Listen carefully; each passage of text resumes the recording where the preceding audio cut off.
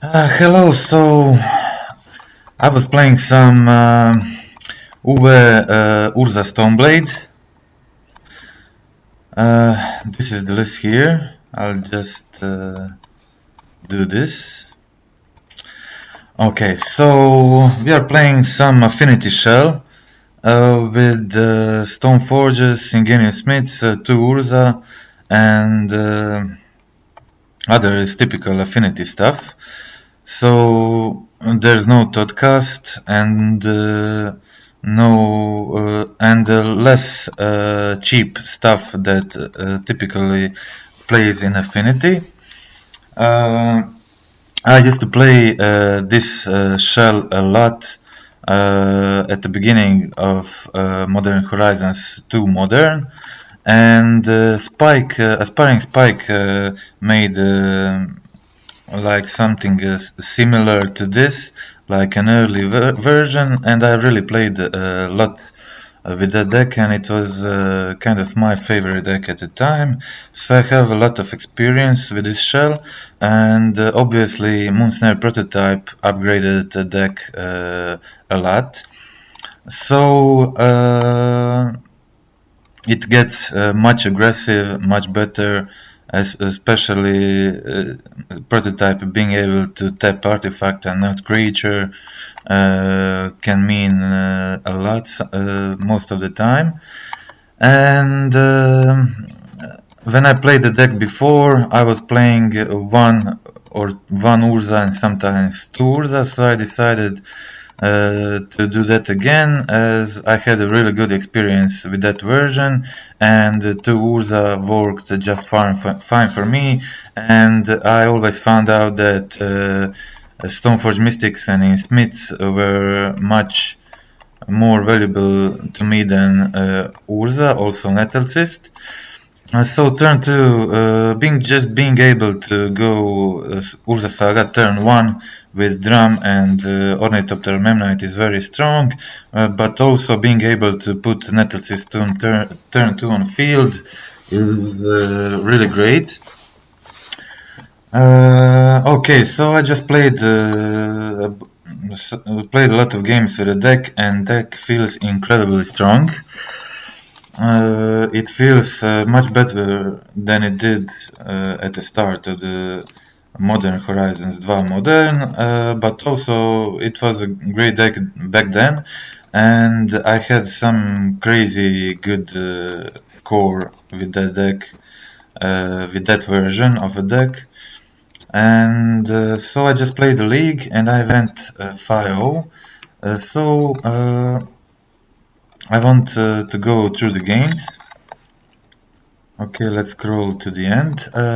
Let's just comment one more time on the sideboard and mana base. In sideboard we have 2 dispatch, some removal, spreading seas, land hate. You can also play dumping sphere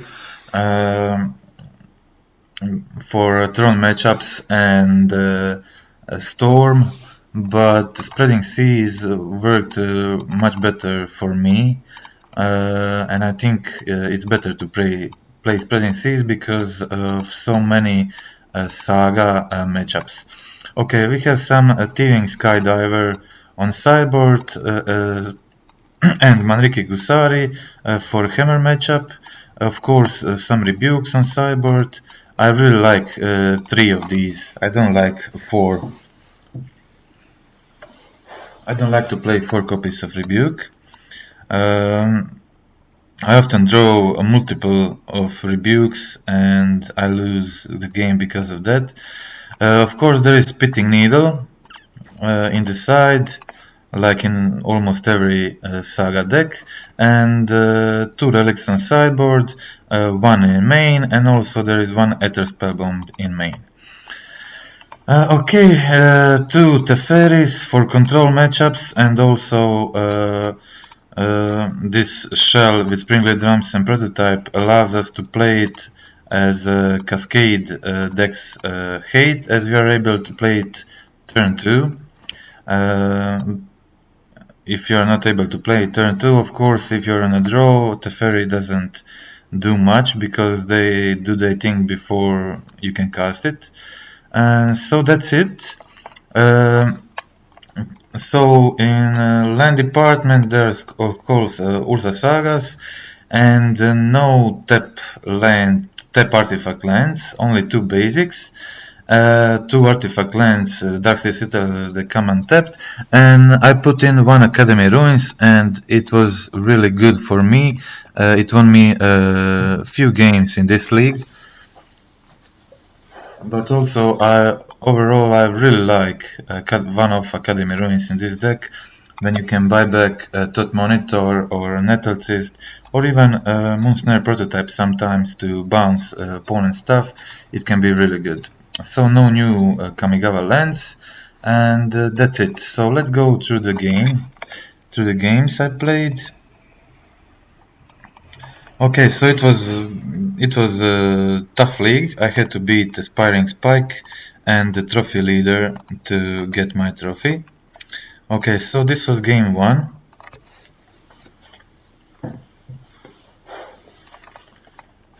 Okay. Okay, opponent was playing first. I think he played the Anvil. The Anvil deck. I think it was Anvil deck, but I had 2 Mem Knights for Ragavan, and that was great. I'm sorry, I guess this was Grixis. But again, having 2 Mem Knights to block Ragavan turn 1 is really good, and Mem Knight is really not bad currently. Yeah, I had a pretty good hand. I had the options to block Ragavans, and that's it. My hand was also very good. Monitor, Removal, Sentinel, all very good cards against Grixis in general, and just good in general. So I decided to stay back this turn in case they play some multiple removals. Okay, they did another iteration. I think they played Shadow here. But I was planning to getting Graveyard Hate with my Saga, so I thought it was a pretty good position for me.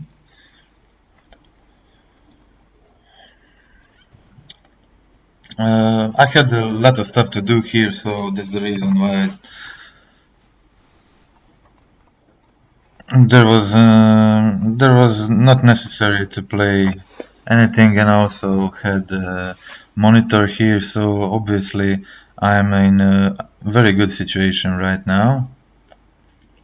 So let's back one Mem Knight in case they attack with Ragavan or dash it. Of course, I was saving Relic for combat phase because I made them so they have to attack, and then I'm able to block the channelers and kill them both, which is game winning definitely. So they had another shadow, but I really had a full hand of everything, so they didn't really have a chance here. I decided just to make a token. It was more than enough to win this. Yeah, especially because they only had one card in hand, and I wanted to play Netatist Equip in the same turn if possible. They conceded here. That was game 1. Easy. It was an easy game. Let's see game 2. I brought in just a relic of Progenitus and maybe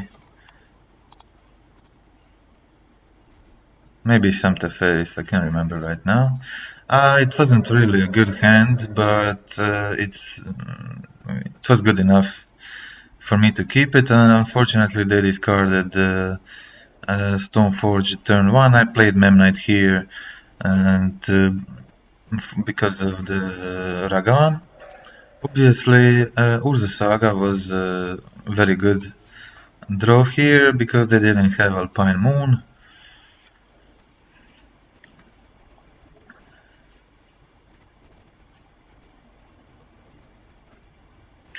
Well, I could have played, I don't know why I didn't play Portable Hole here, but it worked out pretty good.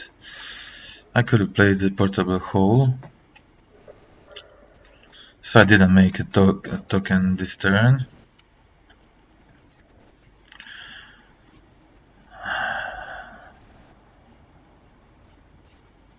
Yeah, I played Smith first, so that I'm able to play Portable Hole on Shadow. And I was in pretty good situation right now. They only had one card in hand, and we were like in Tobek mode. So I waited with my relic. I didn't feel it was necessary to crack it, and drew monitor, which is obviously very good. And it was just over. Yeah, it was really game over when I played that monitor, and opponent really didn't have any chance, especially with this relic in play. And so that's it. Yeah, they think they conceded very soon. Yeah, I just attacked with the third monitor, and that's it. So it was kind of easy game one against Grixis, and it feels really good in general to play against Grixis with his deck.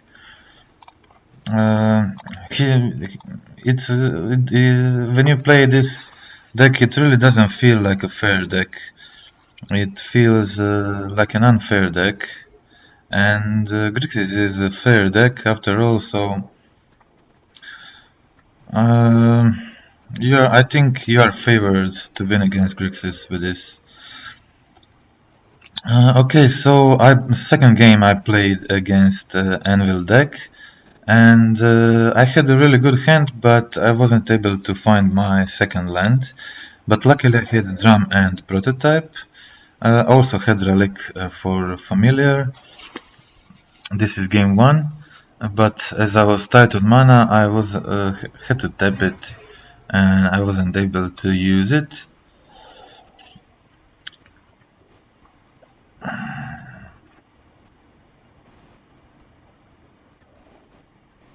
I hoped to draw a land here, and I did. I decided to hold the mana so they can't sack Familiar. They also had Urza Saga, I didn't, so it was kind of a problem.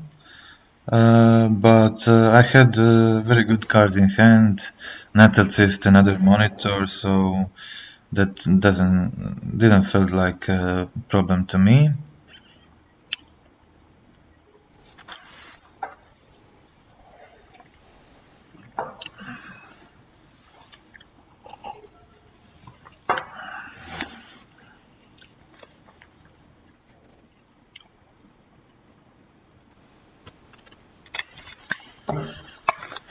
Okay.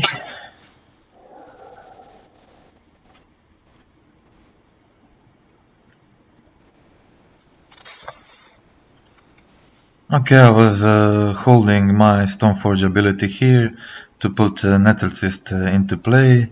I didn't have mana here to hold mana for Relic and Stoneforge. They also let me draw two cards here. So, and they exiled Blood Crypt, which they didn't even play.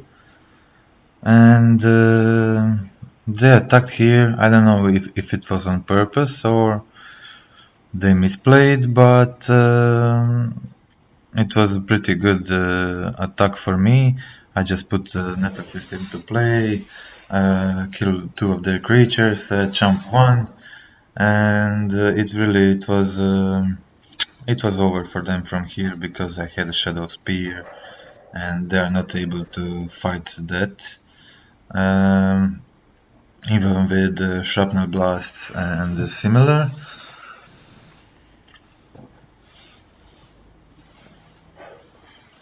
Did they concede here? Yeah, I think they conceded here. That was it. They just saw that I'm gonna attack with Shadow Spear, and that was it. Let's go to game 2. I would also say that this Anvil matchup is pretty easy with this deck. Yeah, just affinity is just it just does more stuff, and it's more it's definitely just a better deck.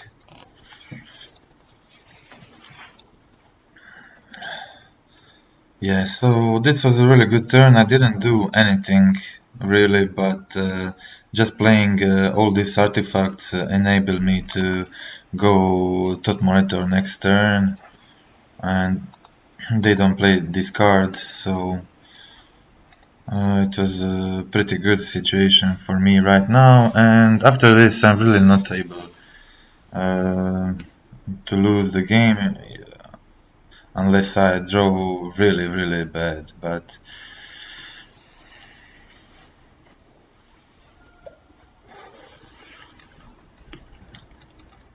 they also didn't have black mana this game. But with this deck, you just play a ton of cards and have so much card advantage. Every card gives you 2 cards, like in this Ingenious Smiths, Stoneforge Mystics, Tot Monitors, Urza. Um, Everything is just so good, and the other cards serve you to just do your stuff quickly and play your Nettlesis turn 2, play your Urza turn 3, and it also helps to battle against Blood Moons really good with this Springleaf Drums, and it's just a very good overall deck, and you have answers to a lot of different archetypes, and it does really well against random stuff uh, that you sometimes encounter on MTGO.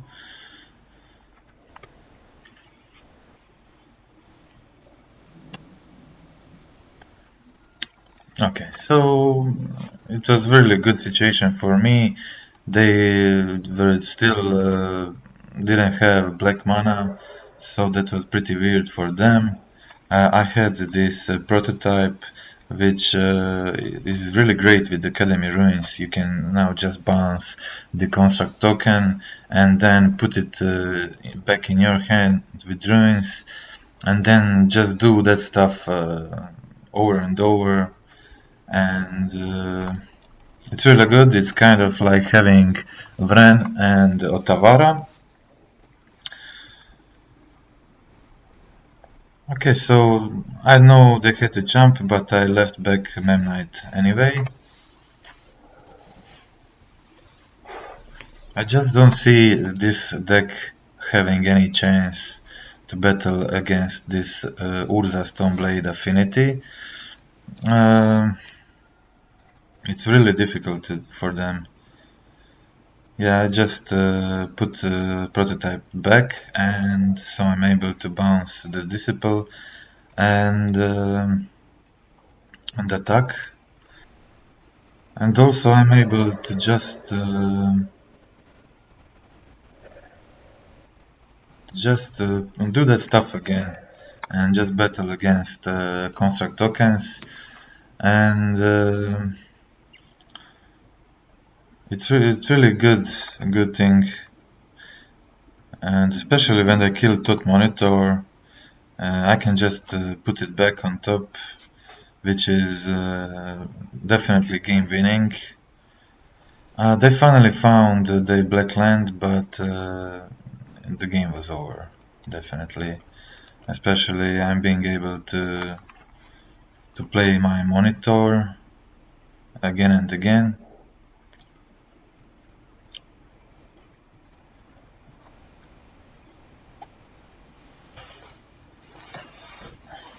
So I thought they maybe have some answer to my Nettlecyst, so I played the second one and wanted to equip it on Memnite, but they conceded.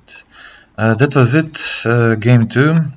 So game 3 against Aspiring Spike was also Anvil matchup, and as I said, it feels like not the easiest matchups, but it doesn't seem that hard. So I left the Memnite in hand so I can go Smith Memnite turn 2. It also wasn't some great hand, but it was good enough.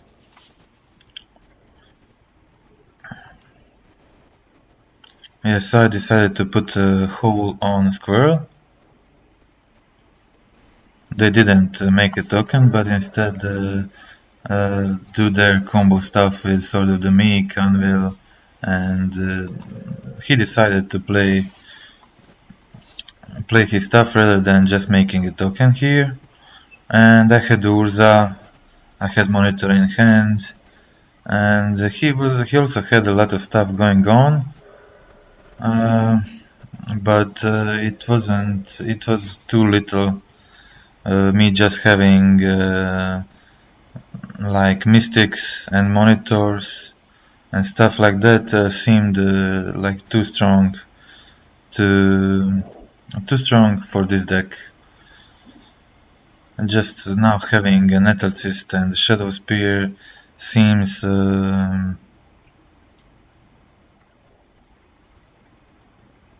like too much for this Anvil deck. They definitely need some good sideboard cards to battle through this, because it's not just construct tokens, it's smiths, it's monitors, Nettlecyst, just being able to equip it on any creature, and it just seems very good against this archetype. So I decided to play both of my Nettlecysts, and when he saw the other Nettlecysts and that I'm able to equip them both on Smith, he conceded. Okay, so let's see game 2. One Nettlecyst wasn't kill, I think, but I was able to equip both Nettlecyst with Urza on the on Ingenious Smith, which is definitely lethal, more than lethal. Okay, so they played first, and I didn't have a very good hand. It was just a Nettlecyst, Saga, and Portable Hole. But again, as I said, the matchup feels really easy, and I was lucky to have two of those in this league. I didn't do anything much. I decided to play Saga turn 3 because my intention was to play Nettlecyst, and it seemed better to play it turn 3.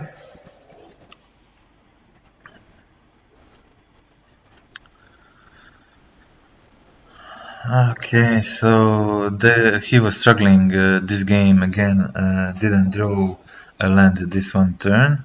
He had a Springleaf Drum, but no land this turn, and I played two Sagas, and he drew the Alpine Moon, which was very good, almost game changing, but I drew a Tot Monitor, and again it was too much for this deck. I also, maybe a better play here was to play Sentinel, and to attack for 14 and leave them at 1 life, so he's not able to fetch. But I wanted to have a Nettlecyst in hand to be able to go put Nettlecyst into play, equip on monitor and attack. So that's it. That was game 2. Okay, so game 4. I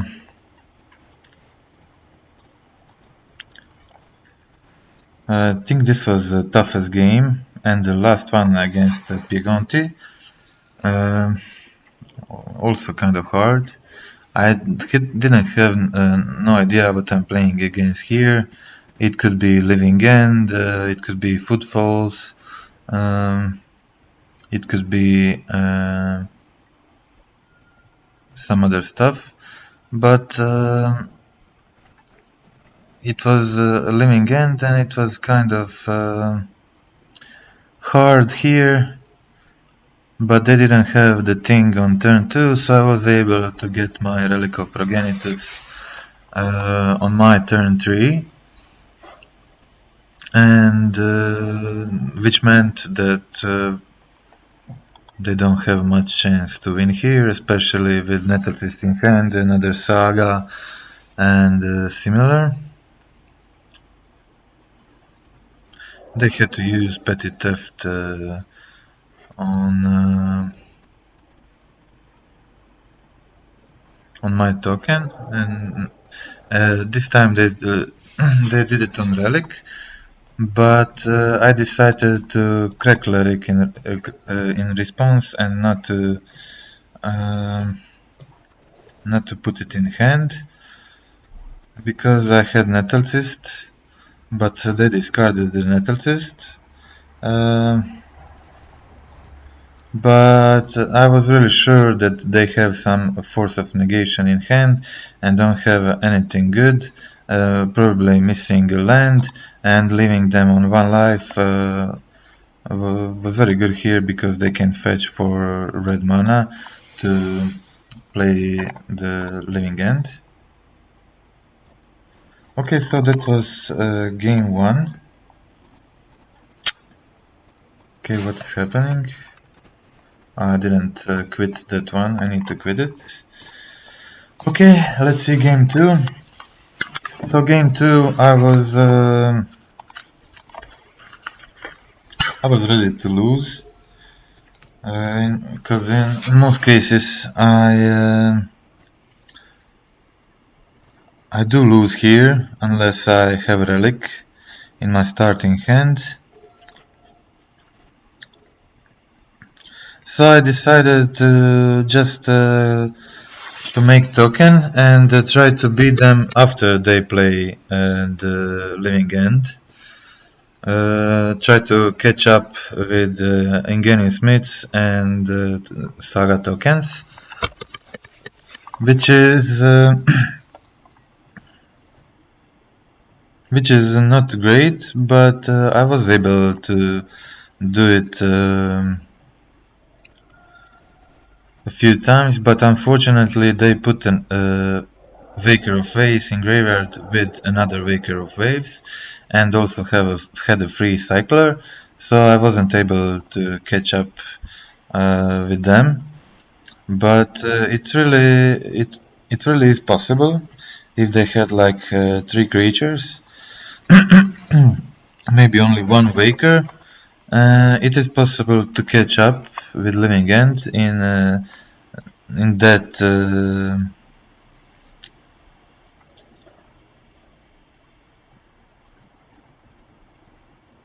that way, especially if you're playing Kaldra in your deck and holding Stoneforge Mystic.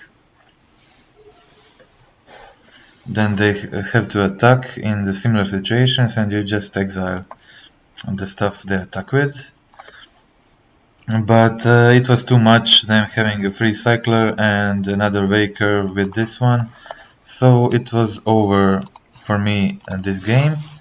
But game 3 I'm playing first and have a lot of stuff against them, Also, it was a questionable hand to keep, but having a Saga turn 1 against them is definitely very good in most situations.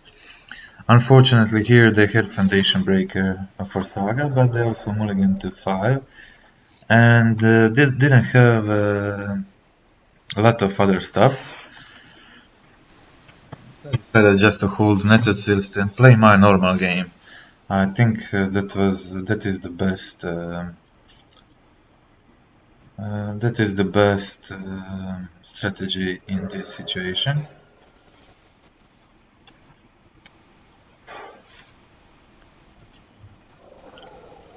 Okay, they decided to do the thing and kill my Saga again, but I had a lot of stuff to do.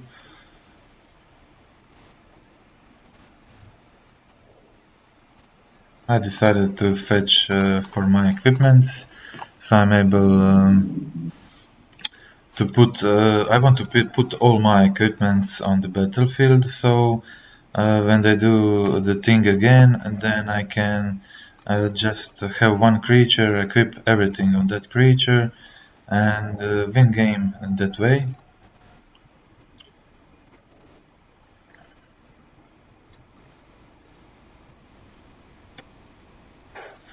So they returned Cascade spell to hand with Colossal Sky Turtle. I drew Relic here, but they decided to go Force of Negation, and I decided to just play all my creatures, especially those that drove me more cards. It would be great if I drew another Relic here, but unfortunately only lands. But as I said, I had all my equipments on the battlefield and one Stoneforge Mystic in graveyard, so unless they have endurance, and then I can just equip all my stuff on that one creature, and it's probably enough to win. They also had some creatures in graveyard in response to cascading. I just equipped everything on Mystic and holded mana for Relic.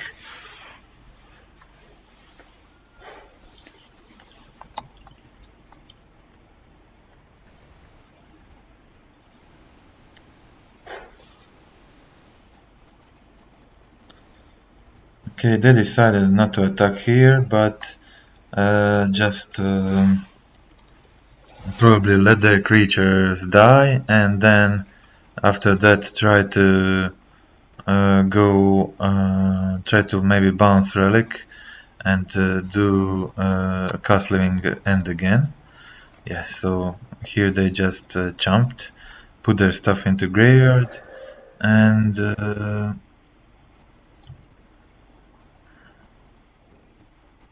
hope to probably bounce this and go Living End again, but they didn't draw things they needed, and that was it.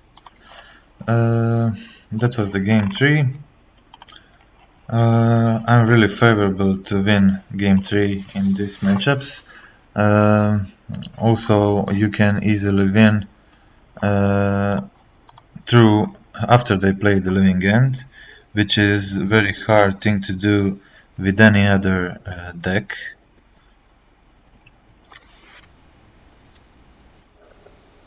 But Affinity can really do it. So the last match was Trophy Leader, Piegonti. I decided to hold Saga for game 3 again because I had good stuff to do here. I had 3 Nettletist in hand, and that's really hard for Murktide to deal with, especially if I'm playing first and it is large. Okay, they cast 6/6 Murktide here, but my germ is bigger. So when I played the second saga and made the second token, they conceded here because it's a 7/7 and another 7/7 construct with and just um, too much for Murktide game 1. Okay, so game 2. I had an okay hand, nothing special. Relic in starting hand is good, obviously. No removal, but unfortunately they had no Ragavan here. I decided to go Relic turn 1 and just start exiling his graveyard. Yeah. So maybe I could save Smith because obviously they're holding counterspell here or stuff like dress down, which is probably better in this situation than counterspell. Okay, so I decided not to play Teferi here, and unfortunately that didn't work very good for me because they had Blood Moon next turn and I didn't have blue mana. So this was a game that maybe could have been easy if I just cast Teferi and they didn't have a counterspell, but unfortunately they had it and also had removal for my Smith here. But still,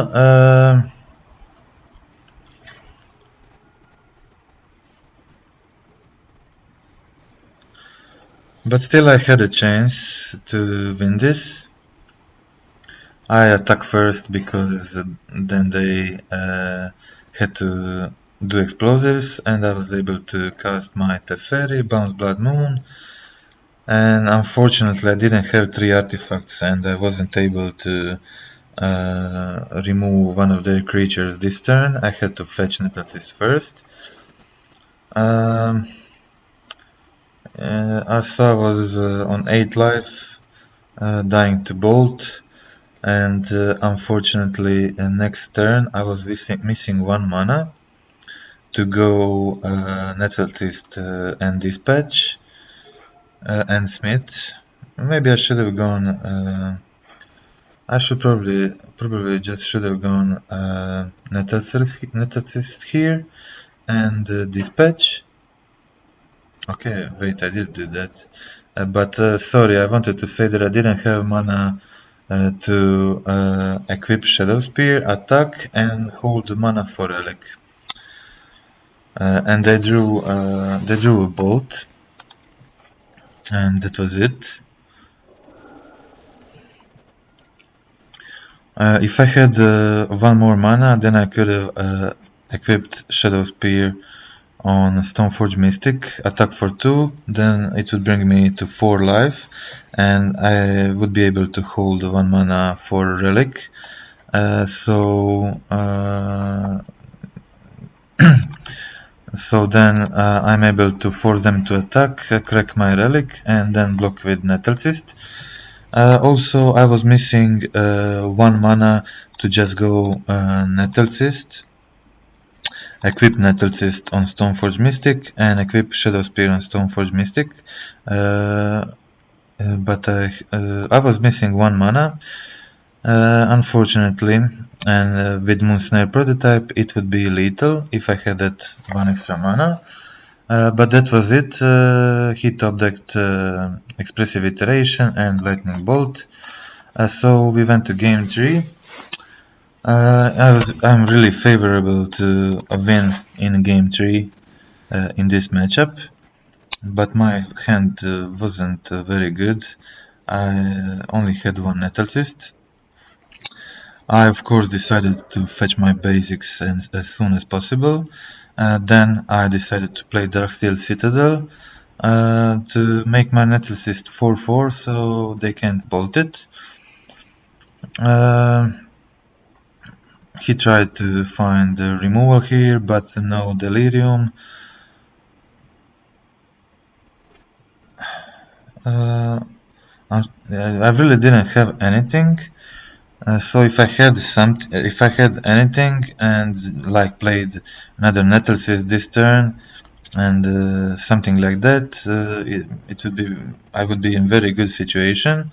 But all I needed was one good top deck like this Teferi, into Bounce, into Portable Hole, and that's all I needed now. Equip on Memnite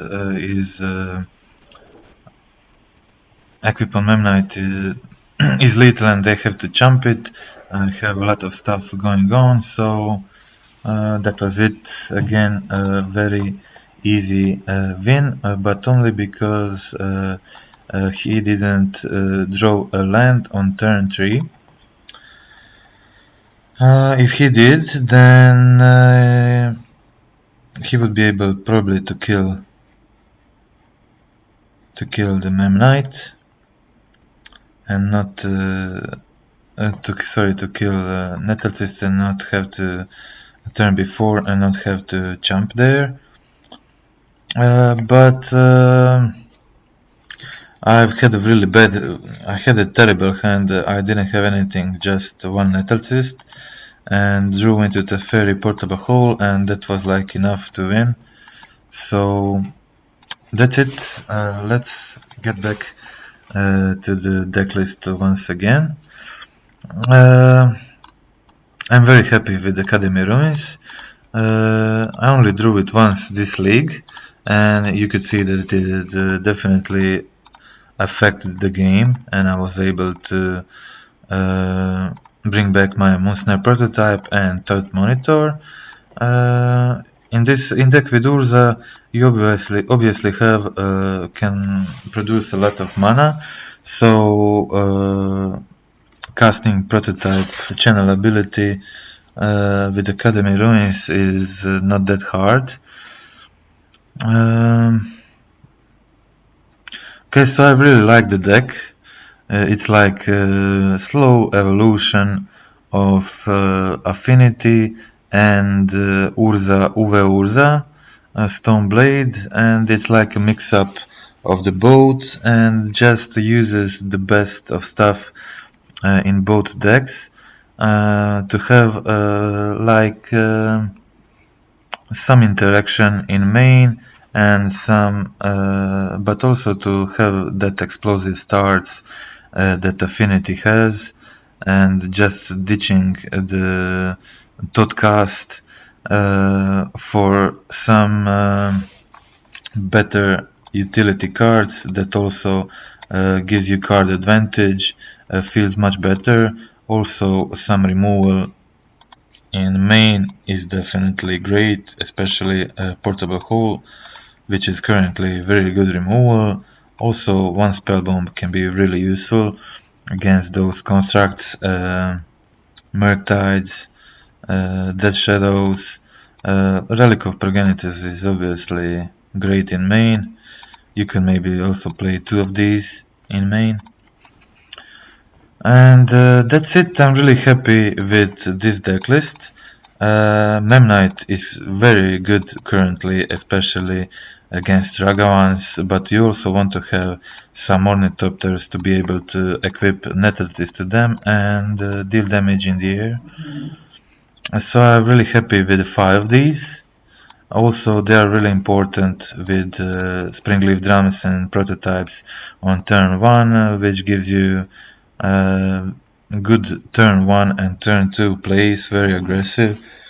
And I'm also happy with 2 Urzas. I didn't draw them much this league, but I drew them in previous leagues, and I feel like 2 is a good number for Urza. I definitely don't want to play Urza. I think it's not good to play 4 Urza in this deck. For me, Urza is like the worst card in this deck, but the card that often can turn around matches and win out of nowhere, especially when you have Urza in hand combined with a monitor, and then you can often do some crazy turn 3s with drums or turn 4s. Okay, that's it. Really happy with the current decklist. I just 5-0'd. I don't want to change anything for next league, so I'll just continue to play this list. Sideboard. This is all pretty good stuff here. You can change the numbers, you can add dumping spheres, chalice of the void, stuff like that, but I'm really happy with this sideboard. I have 3 relics and 3 rebukes, relic of progenitus for the living end matchups, other cascade stuff, 2 Teferis, which you're able to play turn 2 mostly in this deck, Pitting Needle for a lot of stuff, and including Belcher, and really it's like the greatest sideboard card in this Saga decks. Skydivers and Manriki for Hammer, obviously, and that's it. You can also use a Skydiver in other matchups like the Anvil matchup. Spreading Seas is a very good card currently, and I would like definitely to play third Spreading Seas. So that's the thing I would like to change maybe for next league. I definitely want to play third Spreading Seas, and I could maybe ditch or Manriki or one Skydiver to fit in the third Seas, because it also affects Hammer as well as Skydivers and Manriki. It's a good strategy to go after their lands, Sagas and Inkmoot Nexus, because Nexus is the fastest kill, and the killing Saga just slows them a lot. And that's it. Okay. That's it for today. I'm done playing. There are obviously a lot of versions of similar Urza decks, but this is how I like to play it. And as I said, I have a lot of experience with the deck, and I really like these numbers I put in. Thought a lot about it, and definitely 2 Urzas, and definitely this number of these 0 mana creatures, and definitely 3 Netalcists. So you don't want to play less than 3 Netalcists. That's a definite thing. It's the best card in this deck, and it's the card that wins you the most games, probably all games. Okay, that's it.